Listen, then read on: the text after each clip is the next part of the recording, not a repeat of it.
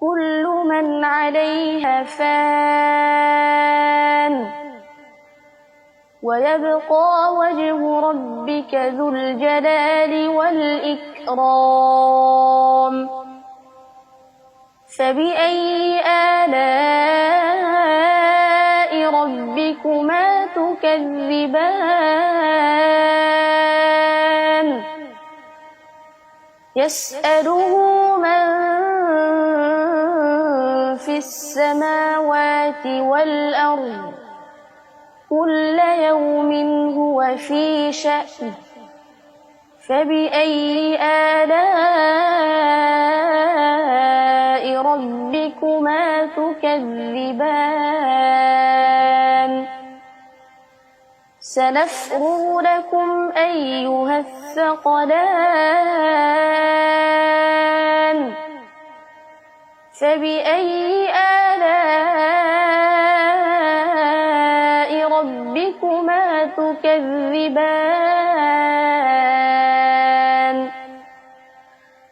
يا معشر الجن والإنس إن استطعتم أن تنفذوا من أقطار السماوات والأرض إن استطعتم أن تنفذوا من أقطار السماوات والأرض فانفذوا لا تنفذون إلا بسلطان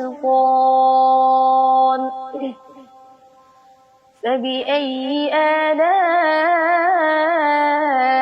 ربكما تكذبان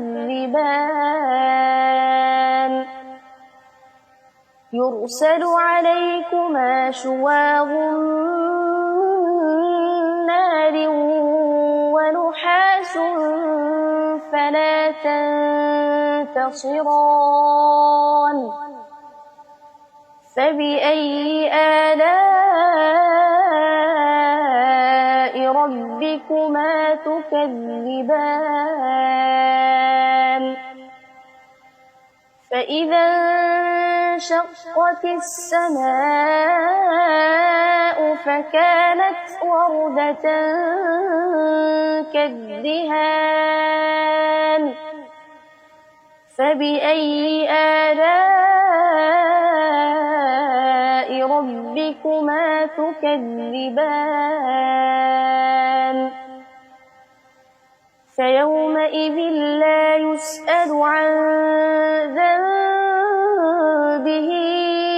إنس ولا جان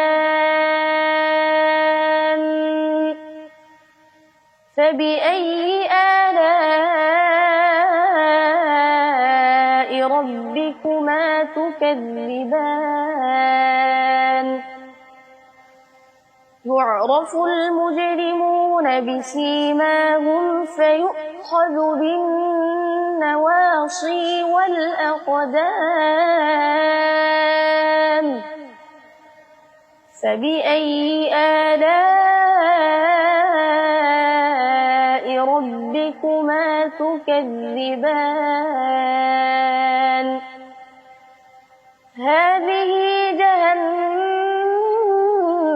التي يكذب بها المجرمون يطوفون بينها وبين حميم آن فبأي آلاء ربكما تكذبان صدق الله العظيم.